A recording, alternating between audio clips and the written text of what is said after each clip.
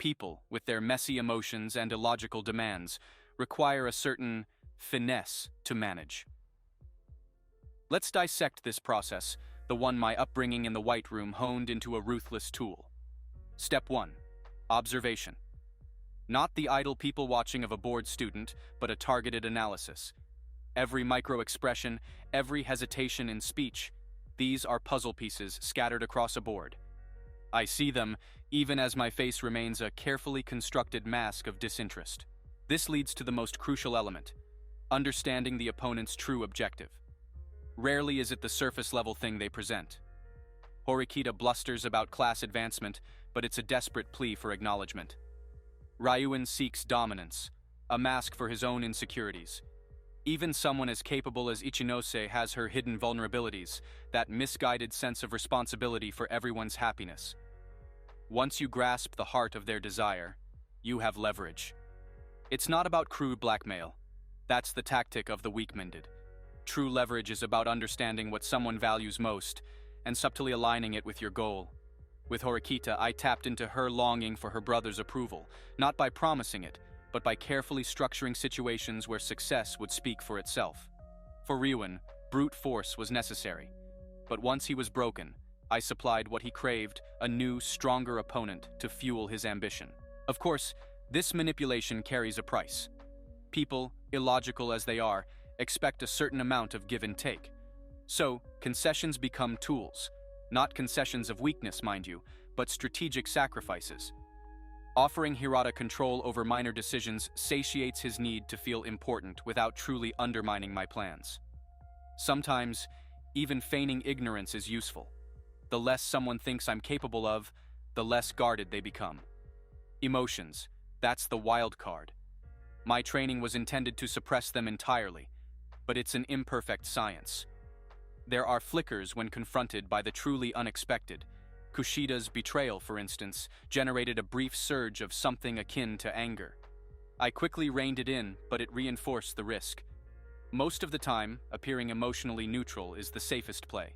However, there are rare instances where mirroring the opponent's emotions becomes a weapon. That brief flash of outrage in my eyes when confronting Ryuin and his thugs. That wasn't genuine anger, but a performance designed to destabilize him, to make him question whether he had truly broken me. There's an irony to all this. I crave a quiet, unremarkable existence. Yet, this school, with its relentless focus on competition, makes that impossible. To navigate it with minimal disruption, I must master the very skills I find so distasteful. My strength is in the shadows, pulling strings from behind the scenes. The moment I'm thrust into the spotlight, the delicate balance risks being upset. Perhaps the greatest challenge in all this social engineering is maintaining a sense of self within the labyrinth of calculated personas. The White Room aimed to turn me into a weapon, a tool to be used.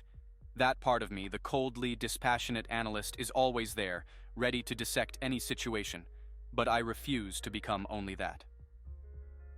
My actions within this school have a purpose beyond the artificial goals laid out for me, to see if I, a product of that brutal system, can forge something resembling a normal life. To discover if there are connections worth pursuing for their own sake, not just their strategic value. Karuizawa, she's an anomaly. Her weakness should make her an easy pawn to manipulate, yet there were moments when my meticulously constructed plans stuttered against her raw emotion. It was uncomfortable, potentially dangerous. Still, I find myself unable to fully discard her, a variable I haven't been able to neatly solve.